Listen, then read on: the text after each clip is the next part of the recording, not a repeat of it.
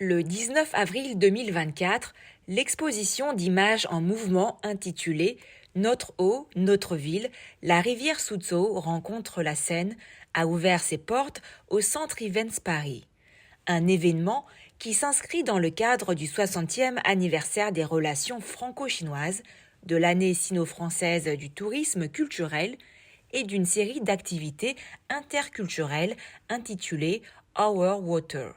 L'exposition Notre eau, notre ville, la rivière Suzhou rencontre la Seine a été organisée sous le patronage du Bureau d'information de la municipalité de Shanghai par la radio et la télévision de Shanghai, Shanghai Media Group, en partenariat avec le Centre des archives audiovisuelles de Shanghai, Motion Magic, mais aussi avec le soutien notamment de la Fédération municipale des sciences sociales de Shanghai, de l'Institut national de l'audiovisuel et de Gaumont Pathé Archives.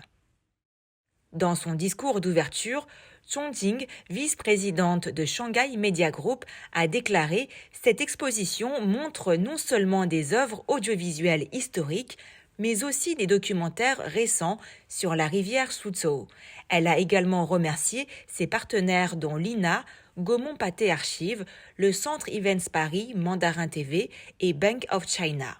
Selon Manuela Padoan, directrice de Gaumont Pathé Archives, les échanges cinématographiques entre Paris et Shanghai remontent au début des années 1900.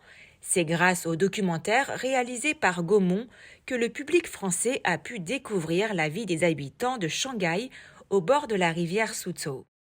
Dans son discours, Lun Xiaowen, vice-président de la Fédération des affaires sociales et scientifiques de Shanghai, a présenté brièvement des courts-métrages sur 5 sociologues français qui ont étudié en France et ont contribué aux échanges académiques bilatéraux. Aujourd'hui, 78 étudiants français étudient dans une université chinoise. Pour Lun Xiaowen, il représente le présent, mais aussi l'avenir des échanges entre nos deux pays. Teng Juntie, vice-président de la Fédération des associations littéraires et artistiques de Shanghai, a notamment présenté le concours international d'art de la lumière 2024 Shining Shanghai. Après les discours, plusieurs personnalités ont été invitées à couper le ruban. Teng Qianlong, Yin Xin, Lun Xiaowen, Zhong Jing, Manuela Padoan, mais aussi Bruno Leroux, ancien président du groupe d'amitié France-Chine de l'Assemblée nationale.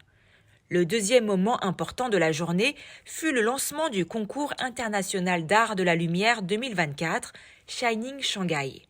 Enfin, invités français et chinois ont assisté avec beaucoup d'intérêt à la projection de plusieurs courts-métrages, notamment Retour à la rivière Suzhou. Reportage par Mandarin TV.